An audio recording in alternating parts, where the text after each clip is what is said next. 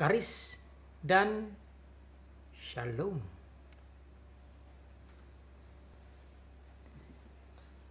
Pada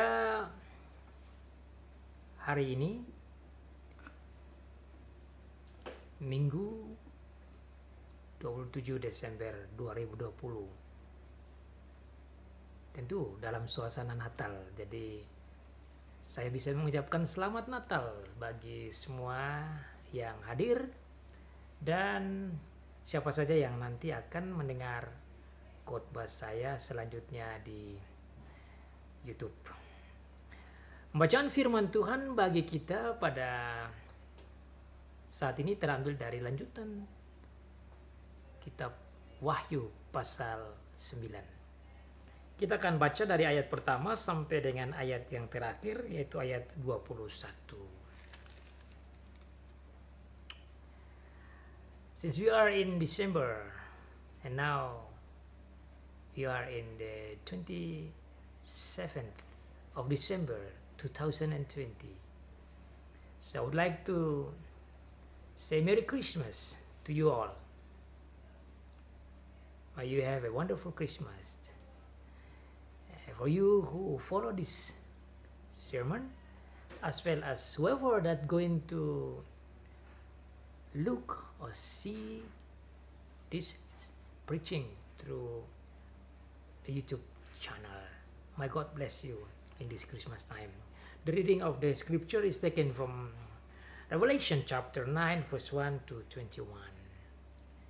Here is the word of God. Demikian bunyi firman Tuhan. Lalu malaikat yang kelima meniup sangkakalanya. Dan aku melihat sebuah bintang yang jatuh dari langit ke atas bumi. Dan kepadanya diberikan anak kunci lubang jurang maut.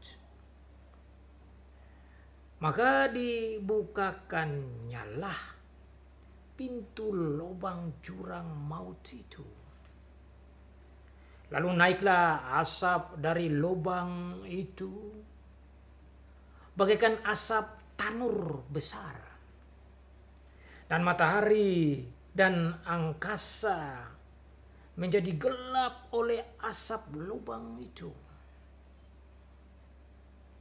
Dan dari asap itu berkeluaranlah belalang-belalang ke atas bumi.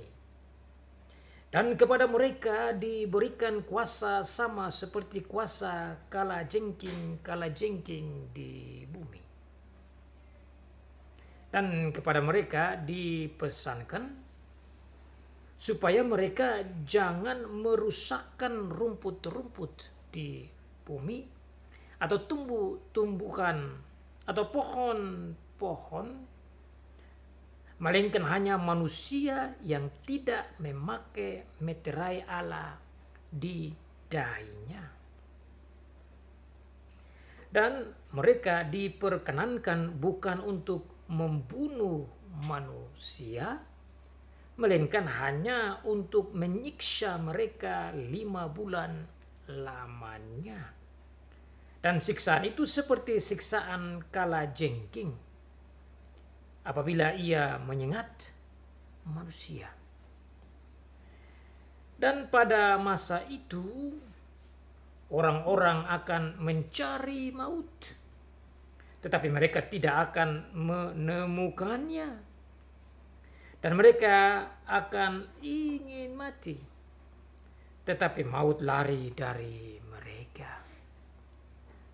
Dan rupa belalang-belalang itu sama seperti kuda yang disiapkan untuk peperangan.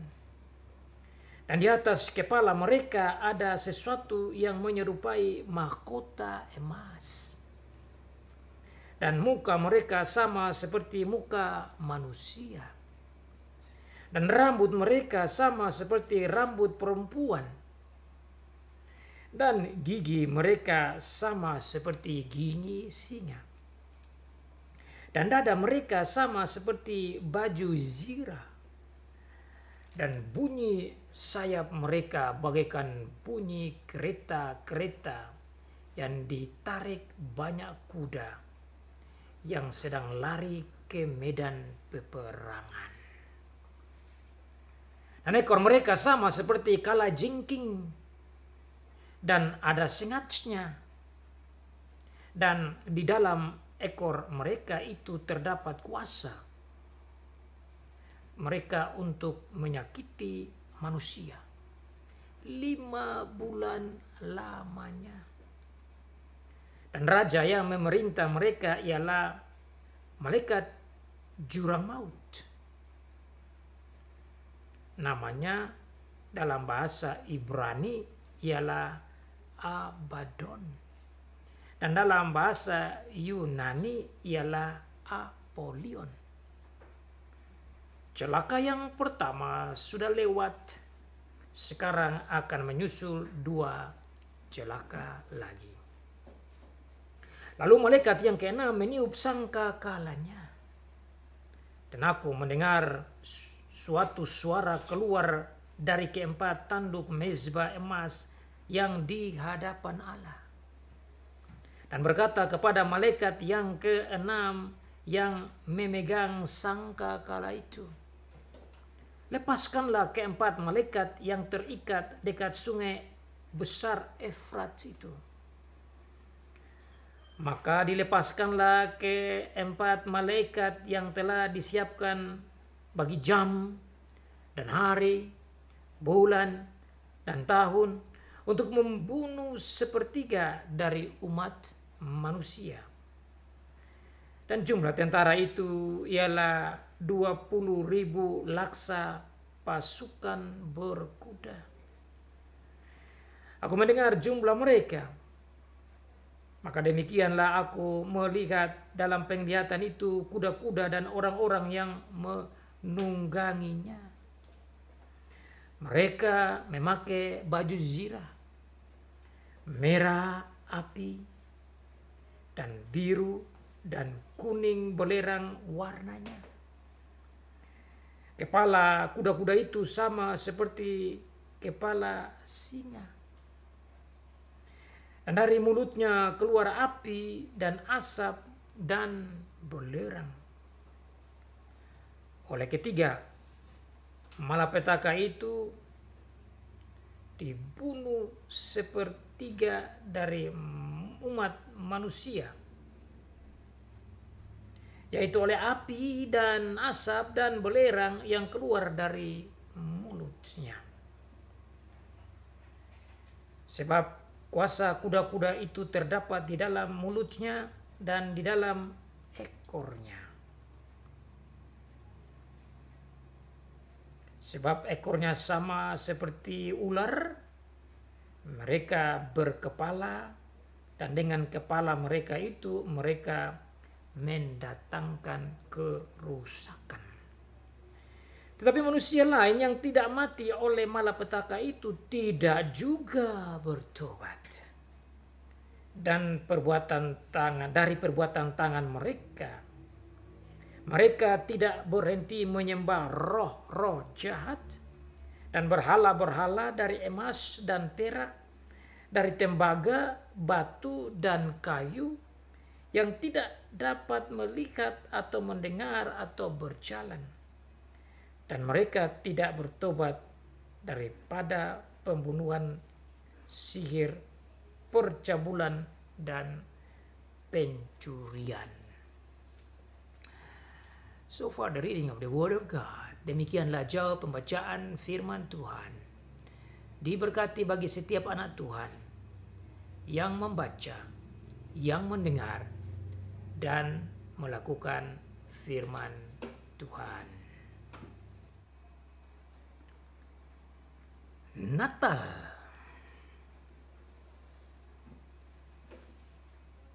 Kelahiran Tuhan Yesus. Kelahiran Sang Juru Selamat. Siapkanlah dirimu. Tuhanmu datanglah.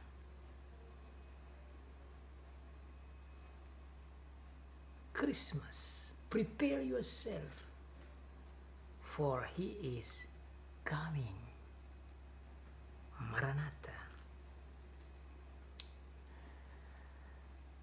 tatkala kita di akhir dari bulan Desember di dalam merayakan Natal, kita cenderung untuk mengingat akan apa yang sudah terjadi, yaitu kelahiran Tuhan Yesus Juru Selamat kita yang terkenal dengan ucapan istilah Natal, Christmas, atau lahirnya Sang Raja Damai. Tapi lebih berhikmat bagi kita orang percaya dalam rangka merayakan Natal atau di dalam merayakan Natal, sekaligus melihat akan Maranatha, datangnya Tuhan Yesus yang kedua kali. Makanya saya memberikan tema kita pada hari Minggu ini berjudul Natal dan Maranatha. Tuhan Yesus lahir, bersiaplah dirimu, dia datang lagi.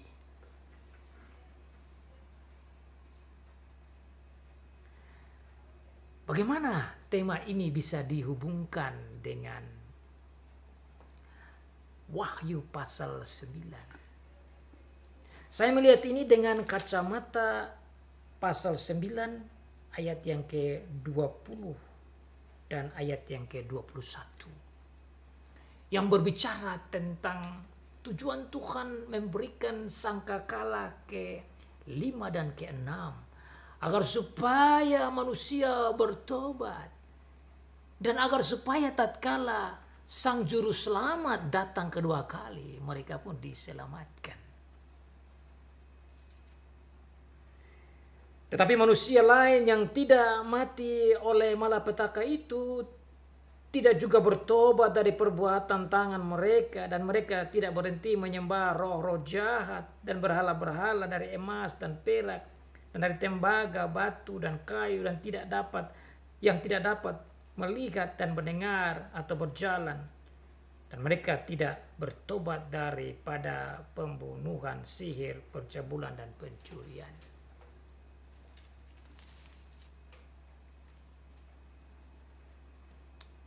Ayat 20 dan ayat 21 ini sebenarnya ada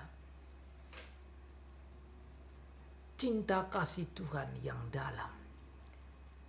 Meskipun kita mendengar di dalam bacaan tadi berbicara tentang penghukuman dan penghakiman dan kecelakaan dan penderitaan dan kesusahan yang sangat berat. Tetapi di balik itu ada maksud Tuhan yang baik. Dan sebelum ini terjadi, luar biasa, kita di dalam merayakan Natal dan memasuki tahun yang baru, kita boleh mendengar dari kitab Wahyu pasal 9 ini.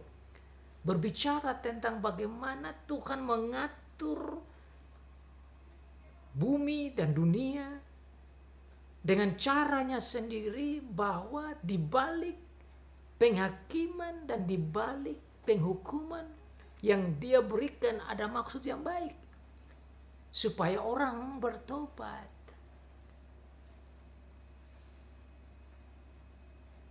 Pada minggu yang lalu saudara dan saya belajar tentang bagaimana penghakiman dan penghukuman diberikan kepada manusia di dunia oleh karena ketidakpercayaannya pada firman dan oleh karena kejahatan-kejahatannya. Oleh karena dosa, maka bumi yang adalah buah ciptaan Tuhan, dunia, kosmos yang Tuhan buat dengan baik, menjadi rusak dan hancur oleh karena ketidaktaatan manusia sendiri. Dan oleh karena penganiayaan dan oleh karena tindakan busuk dan bejat dan jahat yang dibuat oleh orang-orang yang tidak percaya kepada para martir dan orang percaya, sebagai jawaban doa dari Tuhan kepada orang percaya, maka terjadilah sangkakala pertama penghukuman terhadap agriculture, pertanian, perkebunan, kehutanan. Terjadi penghancuran terhadap laut, kelautan, perikanan. Terjadi penghancuran dan pengerusakan terhadap perairan, air tawar, bahkan angkasa di dalam sangkakala yang pertama, kedua, ketiga, dan keempat. Dan akhirnya kita masuk di dalam sangkakala yang kelima dan keenam dalam pasal yang ke-9. So we learn about the action of God in our Lord Jesus Christ in answering the prayers of the believers, as we learn from seals number 6, as well as in chapter 8 last week. As we can see there about the seals number 7, talking about the answer of God to the prayers of the believers, that's supposed to show God's justification. And so you see the trumpet number 1, number 2, number 3, number 4 going down to destruct, destroying the agriculture and the fishery and the ocean and even the sky above.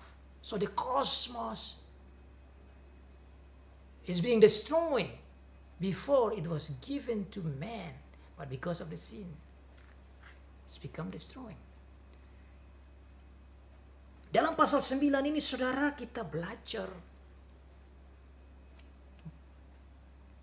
bagian yang berikut tentang sangkakala yang kelima dan keenam, di mana arahnya, targetnya bukan lagi kepada perkebunan, kehutanan, pertanian, perikanan, kelautan, air industri, air segar, atau angkasa raya, tetapi langsung arahnya kepada manusia. The target now is not about the cosmos anymore, but is going to be directed to human being. So let's see. Mari kita lihat bersama-sama di ayat yang pertama. Lalu malaikat yang kelima meniup sangkakalanya, sangkakala yang kelima. Dan aku melihat sebuah bintang yang jatuh dari langit ke atas bumi, dan kepadanya diberikan anak kunci lubang jurang maut. Maka dibukanyalah pintu lubang jurang maut itu, lalu naiklah asap dari lubang itu, bagaikan asap tanur besar, dan matahari dan angkasa menjadi gelap oleh asap lubang itu. Tatkala malaikat yang kelima meniup sangkakalanya yang kelima itu, terjadilah malapetaka yang disebutkan oleh burung Natsar, yang tidak lain juga lambang dari malaikat yang menyatakan masih ada celaka yang dibawa oleh malaikat, 3 malaikat yang lain. Inilah malaikat yang pertama dari 3 itu.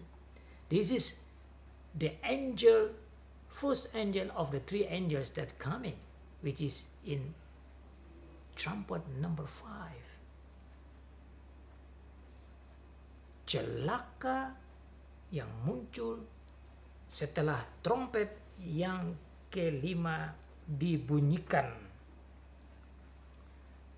Dikatakan bahwa setelah dibunyikan, ada bintang yang jatuh dari langit, dan bintang ini diberikan kunci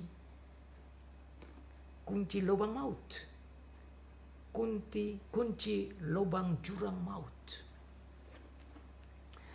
Tatkala saudara membaca ini, saudara pasti juga bertanya, bagaimana bintang kok bisa memegang kunci? How could that possible? How is that possible? A star, but the star can hold a key. Jadi ada beberapa penafsiran yang mengatakan bahwa ini adalah perlambang setan. Ini perlambang firman Tuhan. Ini perlambang malaikat yang baik. Ini perlambang malaikat yang buruk. Ini perlambang Tuhan Yesus sendiri. So there are a lot of different interpretations about what is the meaning of this star. Saya mempelajari bagian ini dan saya mengambil kesimpulan dengan bergumul dengan Tuhan, dan bagi saya yang dimaksud dengan star ini adalah malaikat. Ada beberapa teks firman Tuhan yang bisa saya sebut, tetapi saya lebih memegang yang disebutkan oleh firman Tuhan dari Ayub pasal 38 ayat 7, dikatakan bintang-bintang fajar bersorak-sorak dengan anak-anak Allah yang mengarah kepada malaikat. Ada juga firman Tuhan yang lain yang bisa kita banding dengan Hakim-Hakim pasal 5 ayat 20 dan lain sebagainya, yang mana berbicara tentang bintang adalah bahasa yang dipakai sebagai lambang dari malaikat Tuhan. Nah, ini bisa terhubung kena dengan yang memegang kunci. Dengan demikian, ayat yang pertama ini saya menerjemahkan atau menafsir sebuah bintang yang jatuh itu adalah malaikat yang Tuhan utus untuk membuka lubang jurang maut. Dan tatkala dia datang dan membuka lubang jurang maut yang Tuhan sudah siapkan, tentu kita tidak tahu di mana. Ada beberapa penafsir katakan ini di the center of the earth, tetapi kita tidak tahu persis di mana. Tetapi dikatakan di sini kunci lubang jurang maut itu dibuka. Cepat atau lambat ini akan terjadi, tetapi kalau terjadi kita sudah tertolong dengan rahasia ini yang dibuka oleh Tuhan lewat Rasul Yohanes. Dan tatkala dia buka lubang jurang maut ini, maka keluarlah asap. Ayat 2. Maka dibukanya lah, maksudnya malaikat tadi itu, pintu lubang jurang maut itu, lalu naiklah asap. Asap dari lubang itu bagaikan asap tanur yang besar. Ini berarti luar biasa itu. Asap tanur itu adalah tempat sumber asap yang besar sekali.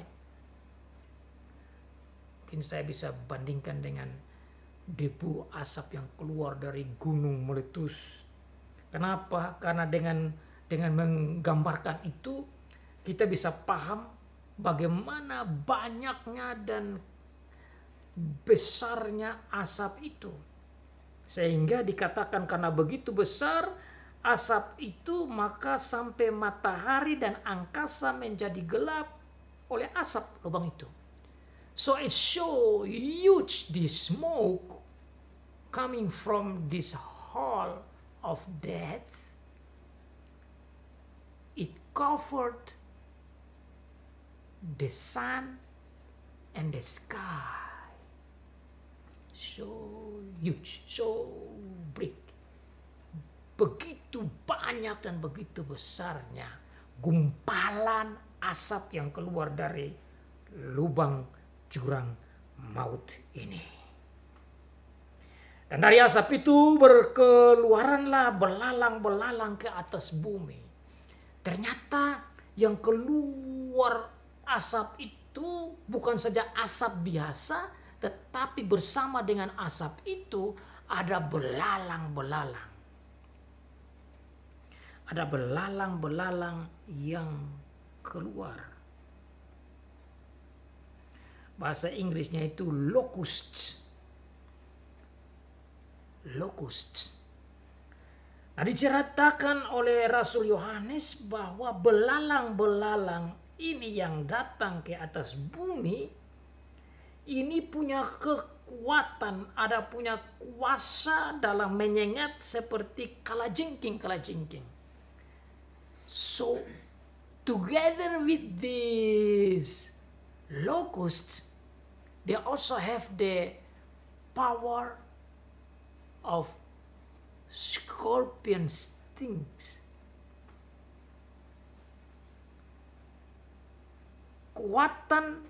Kuasa senyap dari belalang-belalang ini seperti kalajengking. Saudara bisa bayangkan sekarang bagaimana ngerinya kecelakaan ini, bagaimana ngerinya celaka atau hukuman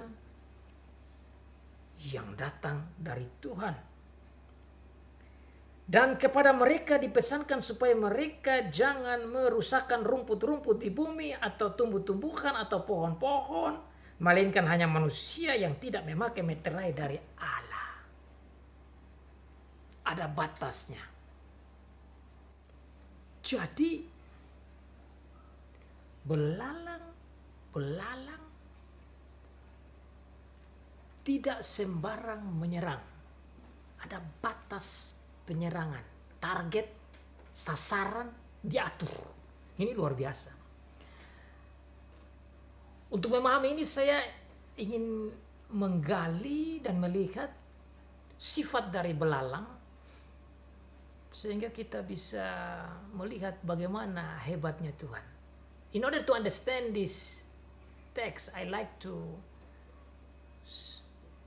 study and share about the characters of locusts, which is actually they're supposed to only eat grass and paddies and plants.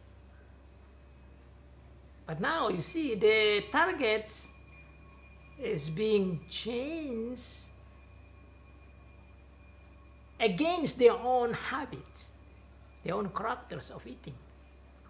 And that's only can happen because of God's power.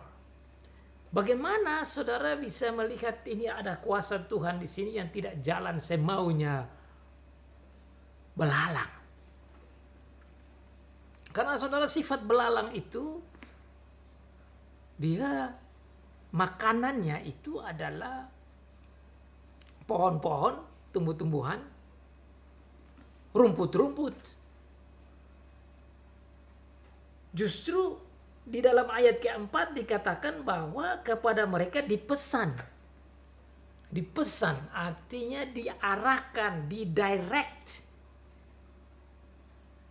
Targetnya, sasarannya bukan ke rumput-rumput yang mereka harus makan, bukan ke pohon-pohon seperti yang biasa mereka makan, atau kepada tumbuh-tumbuhan yang seharusnya menjadi kebiasaan makanan dari belalang.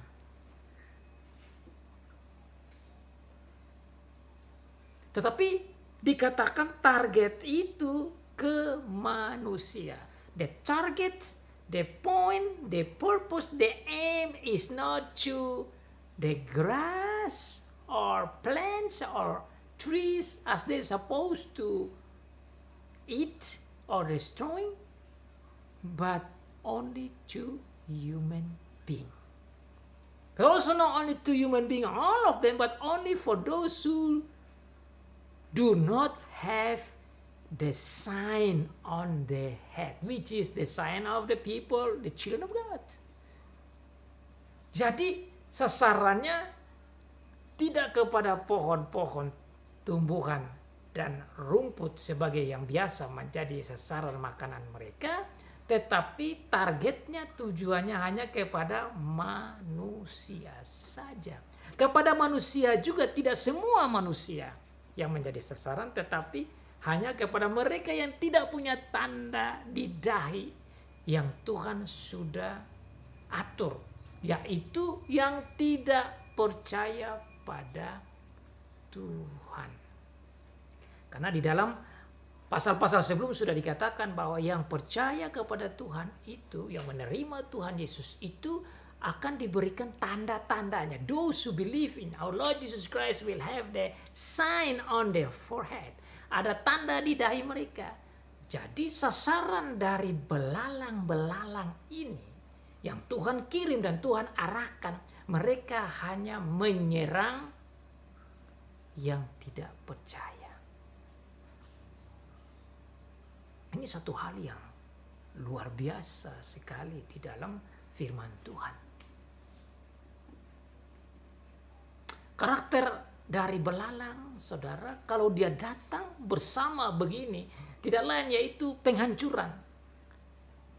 Saudara bisa buka di website, di internet, atau di televisi, atau di mana saja, tatkala ada penyerangan belalang, itu datangnya berjubel-jubel banyak sekali, dan kalau dia sudah hinggap, itu pohon tumbuh-tumbuhan itu selesai, habis, binasa. Itu karakter belalang. Nah sekarang saudara, dikatakan di sini belalang-belalang yang keluar dari lubang jurang maut ini tidak menyerang dan membinasakan dan menghancurkan tumbuh-tumbuhan, rumput dan pohon-pohonan, tetapi kepada manusia, yaitu mereka yang tidak memiliki tanda di dahi mereka atau meterai Allah di dahinya. Dan mereka diperkenankan bukan untuk membunuh manusia. Itu batasan yang lain lagi. So there is another limitation that they should not kill them, but only make them suffer. They were not given power to kill them, but only to torture them for 5 months. To torture them for 5 months. Menyiksa mereka 5 bulan lamanya. Dan siksaan itu seperti siksaan kalajengking apabila ia menyengat manusia.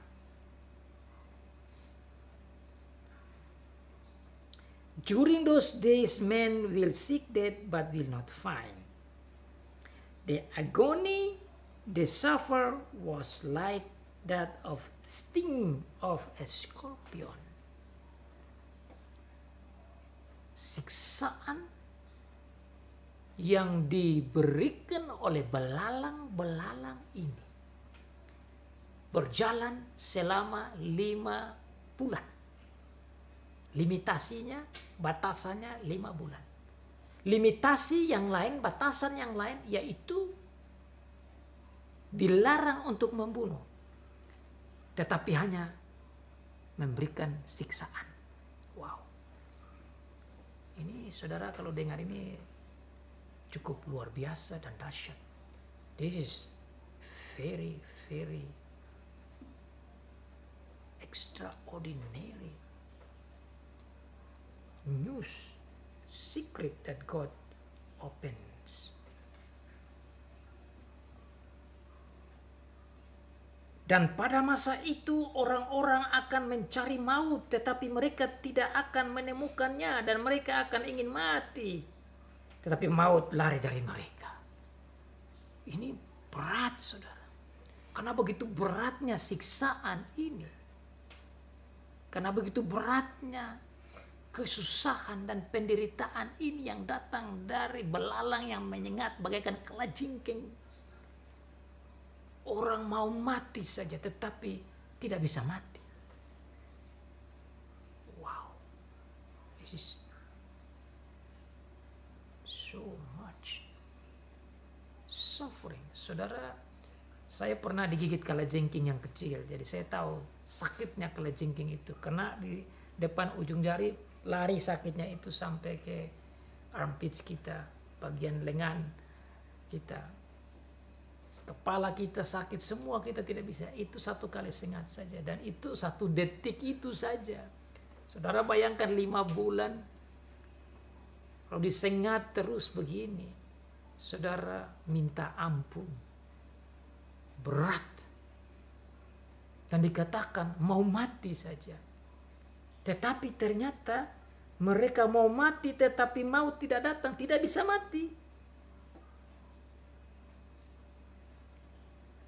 Mereka mencari maut tetapi tidak akan menemukannya.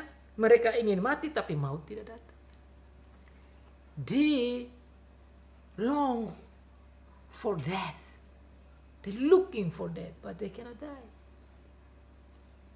So hard of this suffering. Karena begitu ngerinya penghukuman ini, saudara. Beratnya serangan dari belalang ini digambarkan dalam ayat ke-7. Dan rupa belalang itu sama seperti kuda. Saudara tahu, kuda itu berarti modelnya serang. Kalau bahasa kuda seperti dalam pasal yang ke-6, kuda putih, kuda merah, kuda hitam, itu berbicara tentang peperangan. Ini artinya penyerangan. Ini artinya kecelakaan yang besar di dalam peperangan. Belalang itu sama seperti kuda yang disiap untuk peperangan. Berarti ini adalah peperangan dari atau serangan dari belalang. Di atas kepala mereka ada sesuatu yang menyerupai mahkota emas. Ini menunjukkan kemenangan. Berarti mereka datang pasti menang. Mereka datang tidak akan mungkin kalah. Mereka datang pasti menang dan pasti memenuhi tujuan rencana yang disiapkan. Yang ketiga, muka mereka sama seperti muka manusia. Ini menunjukkan bahwa mereka punya ketajaman intelektual, dalam arti mereka tahu bagaimana menyerang. Mereka cerdik. Mereka akan jalankan seperti yang Tuhan perintahkan. Tidak akan salah, tidak akan miss, tidak akan salah target, tidak akan keliru. Yang keempat, rambut mereka sama seperti rambut perempuan. Rambut mereka seperti rambut perempuan. Berarti rambutnya panjang. Saya ingat rambut ini menunjukkan kekuatan juga, seperti Simpson dengan rambutnya yang panjang. Itu menunjukkan orang yang dipilih secara khusus. Gigi mereka sama seperti gigi singa. Saudara bayangkan, gigi seperti gigi singa. Ini menunjukkan kekuatan dan power daripada belalang ini, bagaikan singa. Dada mereka bagaikan atau sama seperti baju zirah. Ini berarti baju peperangan. Mereka siap untuk serang. Dan bunyi sayap mereka bagaikan bunyi kereta yang ditarik banyak kuda. Sekali lagi menunjukkan peperangan, kereta peperangan. Dan betul dikatakan selanjutnya, banyak kuda yang sedang lari di medan peperangan, menggambarkan bagaimana penyerangan peperangan yang dibuat oleh belalang-belalang atau lokus ini. Dan ekor mereka sama seperti kalajengking, dan ada sengatnya. Dan di dalam ekor mereka itu terdapat kuasa mereka untuk menyakiti manusia 5 bulan lamanya. Ekor mereka punya kekuatan seperti kalajengking, saudara. Ini juga menunjukkan dahsyat, powerful, strong in doing their job of God's punishment and justification. 5 bulan lamanya, berarti ada batasnya. Tuhan punya maksud di balik semua ini. Dan raja yang memerintah mereka ialah malaikat jurang maut. Namanya dalam bahasa Ibrani ialah Abaddon. Dan dalam bahasa Yunani ialah Apollyon. Ayat 11 ini saudara menunjukkan bahwa ternyata belalang yang begini banyak yang datang ini ada rajanya. Saya baca di dalam kitab Amsal itu ternyata dalam Alkitab menyampaikan bahwa belalang itu beda dengan misalnya binatang yang lain yang biasa ada pemimpinnya.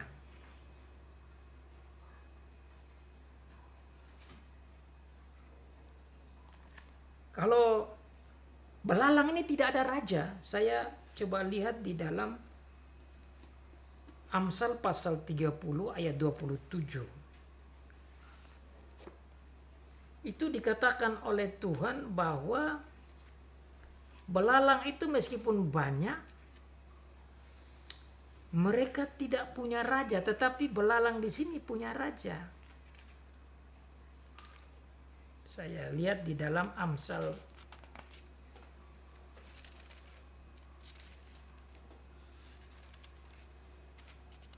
30 ayat 27.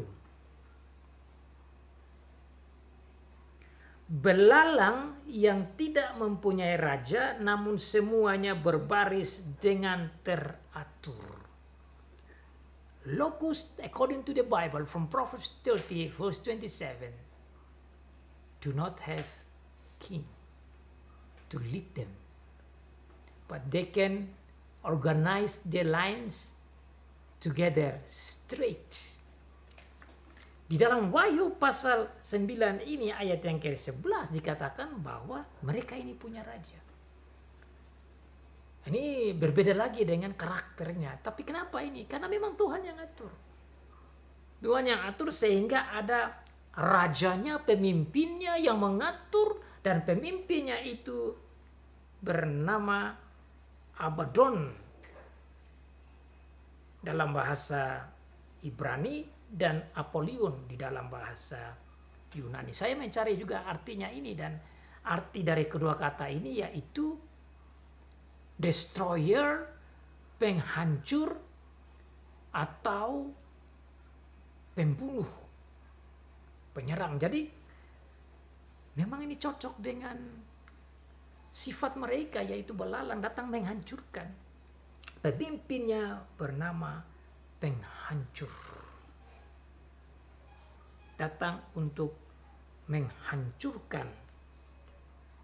Oleh karena itu, saudara, kita belajar tentang pentingnya mengikut Tuhan di sini. Tidak mengikut Tuhan, dia sampaikan celaka yang ada di dalam sangkakala yang kelima.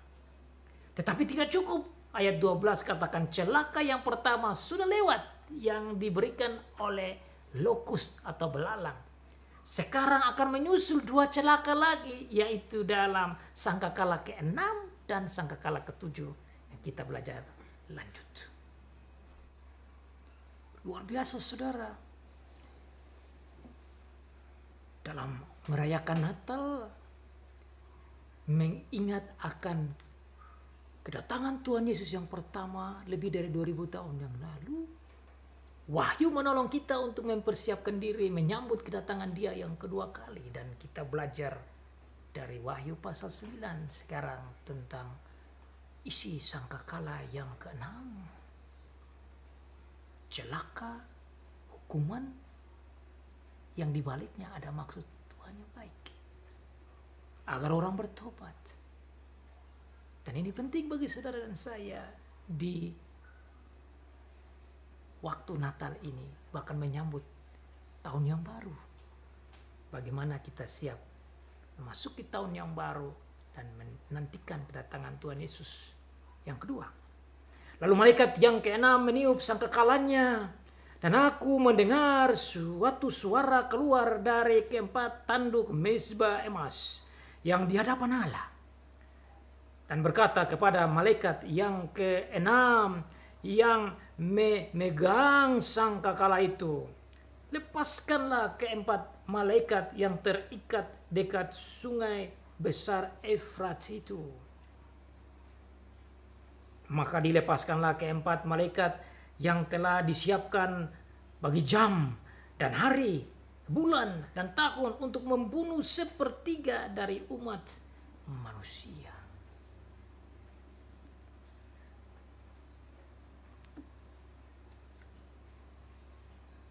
Luar biasa saudara. Tatkala malaikat yang keenam meniup sangkakalanya, suara keluar. Ini tidak lain suara Tuhan sendiri.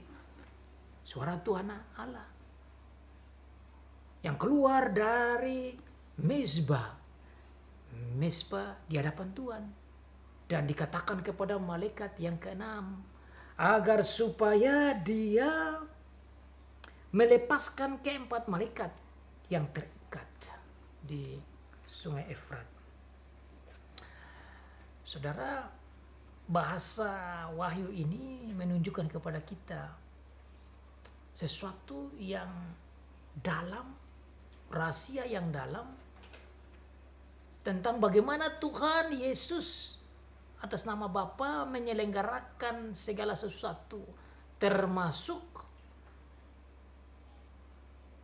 sangkakala keenam ini. Saya meneliti apa maksud malaikat membuka ikatan malaikat. Ada 4 malaikat yang terikat. Ada penafsir yang katakan bahwa yang terikat itu adalah malaikat-malaikat yang jahat. Saya sulit menerima itu karena 4 malaikat ini bersama dengan tentara yang banyak nanti dalam ayat selanjutnya. Ini mereka punya kerja atau tugasnya nanti itu adalah menghukum orang-orang yang tidak percaya. Jadi bagaimana bisa terjadi iblis melawan iblis? Jadi saya berpikir bahwa 4 malaikat ini adalah malaikat yang Tuhan sudah siapkan.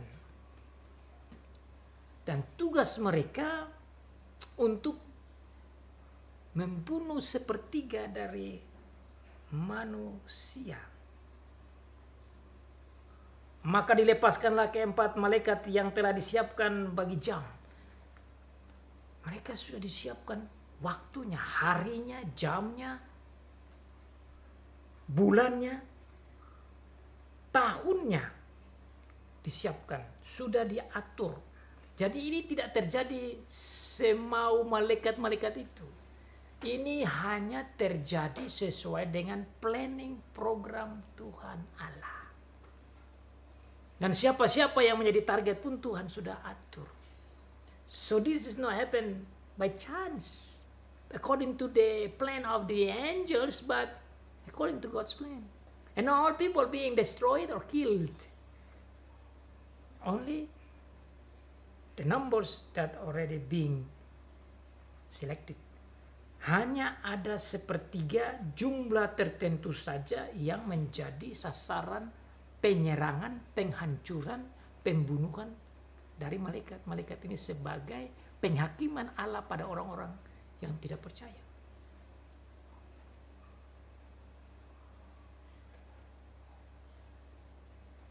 Saya melihat tentang 4 malaikat ini seperti yang terjadi di Perjanjian Lama.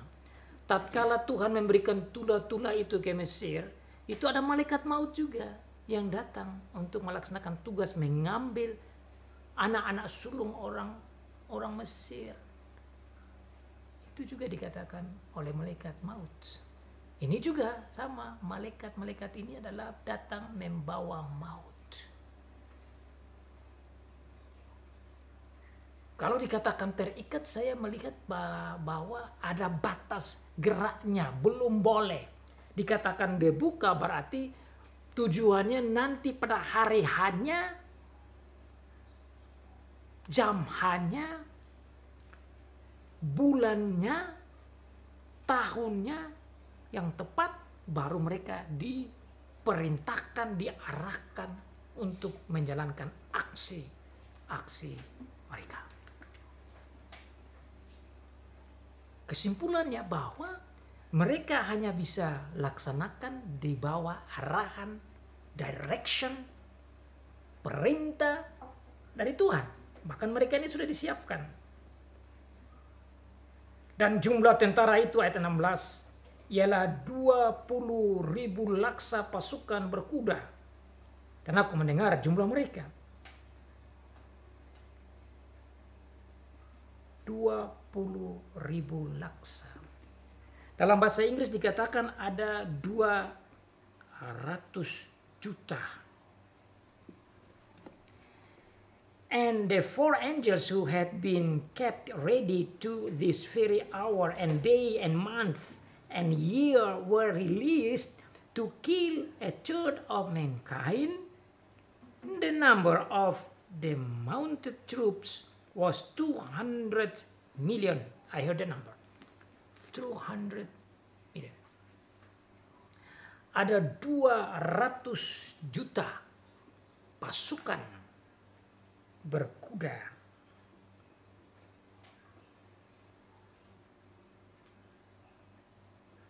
Maka demikianlah aku melihat dalam penglihatan itu kuda-kuda dan orang-orang yang menungganginya. Mereka memakai baju zirah, merah api, dan biru, dan kuning belerang warnanya. Kepala kuda-kuda itu sama seperti kepala singa, dan dari mulutnya keluar api dan asap dan belerang.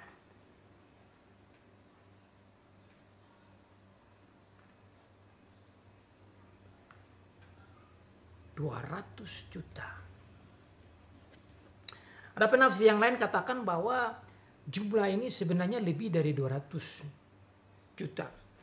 Karena di dalam bahasa Inggris itu ditarik dari bahasa asli itu, penafsirannya atau penerjemahannya itu adalah secara hurufiah twice, thousand millions time, thousand millions.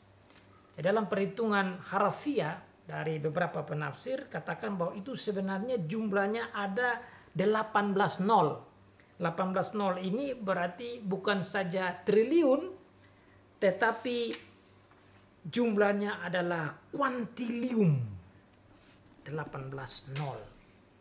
Kalau triliun itu 12 nol, kuadriliun itu 15 nol, kuantilium 18 nol, sextilium 21 nol, septilium 24 nol, octilium 27 nol, nonilium 30 nol, desilium 31 nol. Ini perhitungan-perhitungan yang saya belajar. Dan di sini ada 18 nol, berarti namanya kuantilium jumlahnya menurut penafsir yang lain yang dimaksud dengan jumlah dari orang ini 20.000 laksa yang disebutkan. Apapun perhitungannya, jelas ini jumlah orang-orang ini, kuda-kuda ini, penyerangan ini banyak sekali. Kalau disebut 200 juta orang saja, berarti cukup banyak. Di tahun 1965 pernah dikatakan jumlah tentara Cina itu ada tidak sampai 200, tapi ada 100 sekian juta orang. Itu jumlahnya. Jadi jumlah yang banyak ini menunjukkan sangat banyak. Nah, sekarang kita tidak tahu berapa jumlah tentara-tentara per negara. Tetapi 200 juta itu cukup luar biasa banyak. Nah, sekarang kita mau hubungkan apakah ini ada maksud simbolis tentang negara-negara yang ada di dunia ini dalam perang dunia, yang ada hubungannya dengan senjata-senjata apinya, tank-tank apinya dalam perang-perang besar, atau apa di balik semua ini? Tetapi yang jelas, ini Tuhan sampaikan bahwa cepat atau lambat ini akan terjadi. Dan luar biasa dikatakan di sana itu ada baju zirah, ada merah api, ada biru, ada kuning belerang. Warnanya, kepala-kepala kuda itu model seperti singa, dari mulutnya keluar api, asap dan belerang. Ketika malapetaka itu dibunuh sepertiga dari umat manusia oleh api, asap, dan belerang yang keluar dari mulutnya. Sebab kekuatan kuda-kuda itu terdapat dalam mulutnya dan di dalam ekornya. Sebab ekornya sama seperti ular, mereka berkepala dan kepala mereka itu mereka mendatangkan kerusakan. Di sini menjelaskan betapa lagi dahsyatnya malapetaka dari sangkakala yang keenam.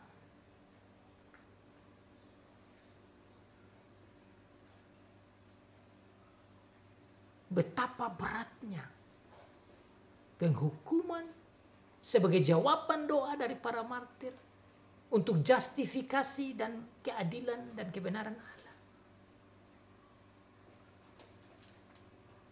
Dan Tuhan Allah menunjukkan keadilannya itu lewat gambaran sangkakala yang keenam. Meskipun penghukuman ini begitu berat dan mengerikan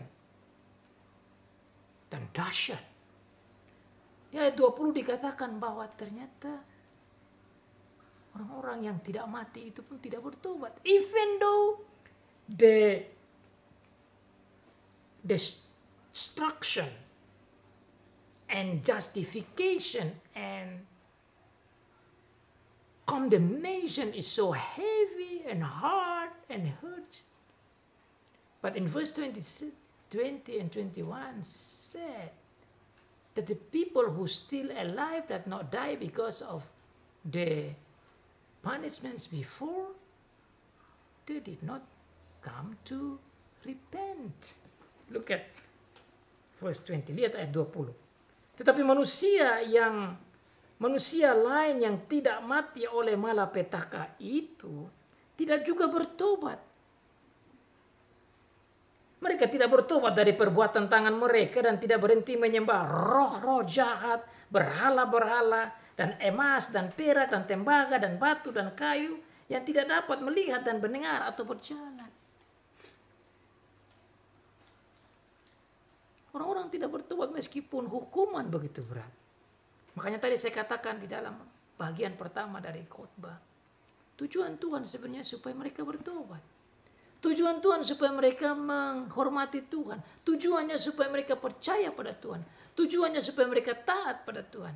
Tetapi semakin diberikan hukuman yang begitu berat, semakin mereka yang masih hidup yang tidak mati dari hukuman-hukuman yang datang dari sangkakala ke-5 dan ke-6, mereka juga tidak bertobat dari perbuatan mereka. Mereka terus menyembah berhala. Mereka menyembah roh-roh jahat, berhala-berhala dari emas, perak, tembaga, kayu, dan lain sebagainya. Berarti mereka menyangkal Tuhan.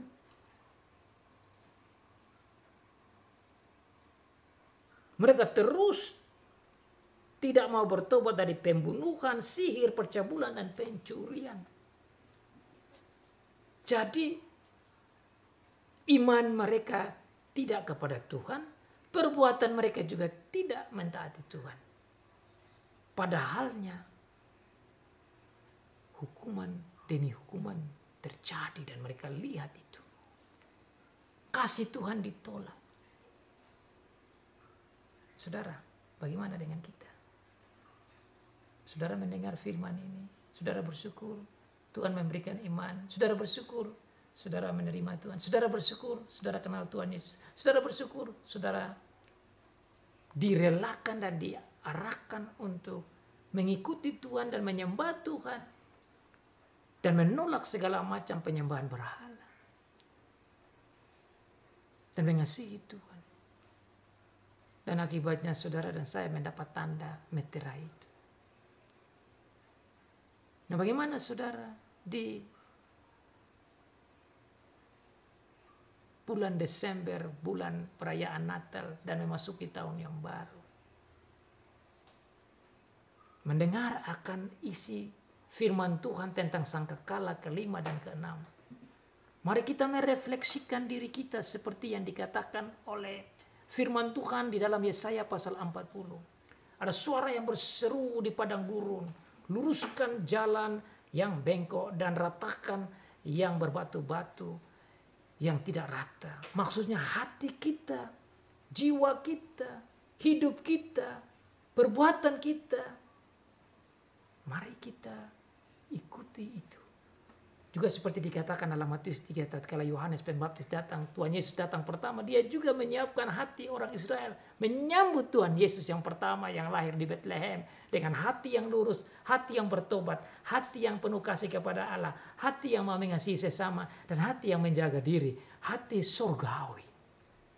Saudara dan saya, saat yang sama merayakan Natal, kita harus siap hati seperti yang disebut dalam Yesaya 40 yang memprediksikan tentang kedatangan Yohanes menyiapkan hati umat Israel di perjanjian baru. Dan Yohanes Pembaptis datang dan khotbahkan tentang khotbah pertobatan, menyiapkan hati untuk menyambut Tuhan Yesus yang pertama. Sekarang kita di saat merayakan Natal, mengingat Tuhan Yesus datang pertama, kita menyiapkan diri kita untuk menyambut kedatangan Tuhan Yesus yang kedua dengan hati surgawi, hati penuh damai, hati bertobat, hati mengasihi Tuhan, hati yang taat kepada Tuhan. Merry Christmas. Saudara, terima kasih untuk waktunya. Saudara telah mengikuti akan khotbah-khotbah saya dari kitab Wahyu.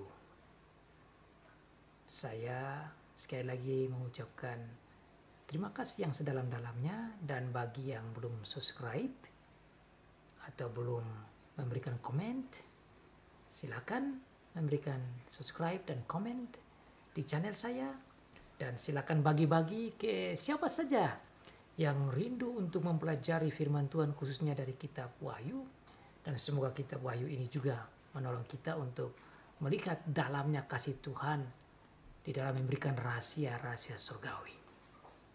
Sekali lagi ucap selamat Natal dan selamat memasuki tahun yang baru 2021. Merry Christmas and have a blessed New Year 2021. God bless.